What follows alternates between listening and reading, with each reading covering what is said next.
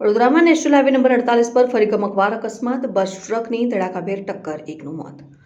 વડોદરા પાસેથી પસાર થતો નેશનલ હાઈવે નંબર 48 ઉપર કરજણ નજીક અકસ્માતોનો સિલસિલો યથાવત રહ્યો છે.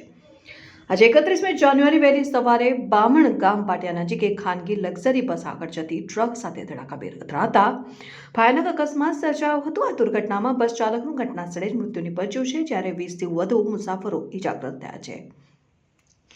અમરેલીથી સુરત તરફ જઈ રહેલી લક્ઝરી બસ કરજણના બામણ ગામ પાટિયા પાસેથી પસાર થઈ રહી હતી, ત્યારે બસ ચાલકે સ્ટીયરિંગ પરથી કાબુ ગુમાવતા બસ આગળ ચાલતી ટ્રકના પાછળના ભાગે ઘૂસી ગઈ હતી. અકસ્માત એટલો ભીષણ હતો કે બસના આગળનો ભાગનો કચડ ખાંડ વળી ગયો હતો, જેમાં બસ ચાલકનું ઘટના સ્થળે મોત નીપજ્યું હતું, જ્યારે 20થી વધુ મુસાફરો ઇજાગ્રસ્ત થયા હતા.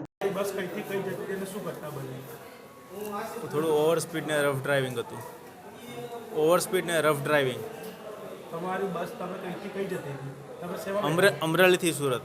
હા, એટલે કે સુરત જતા હતા તમે? સુરત જતા. અમરેલી સુરત. અને આ કઈ જગ્યાએ ઘટના બની? આઈડિયા નહીં કઈ. અચ્છા, અને તમે એકદમ અચાનક શું થયું? હું બેભાન થઈ ગયેલો. બરાબર. કેટલા લોકો બેઠા હતા આશરે બસમાં?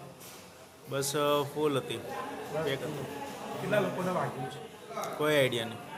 કોઈ આ તમને તમને કઈ જગ્યા વાગ્યું? મને કાનમાં થોડું બ્લીડિંગ ને પગમાં બસ.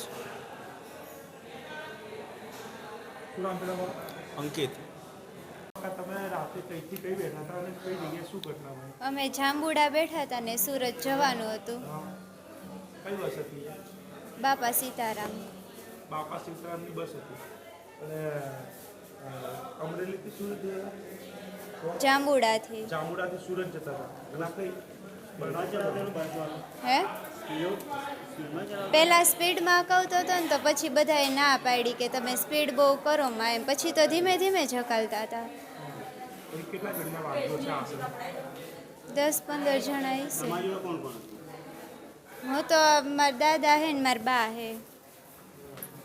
મારા બાને કમરમાં લઈ ગયો ને મારા દાદા તો આખા આમ બહુ. કોઈ ડેટ બેટ થઈ ગઈ એવું કોઈ બનાવ બન્યો? ના, એવું તો મને નથી ખબર. શું નામ? કોણ? મારું નામ હેમાંગી બાબરિયા.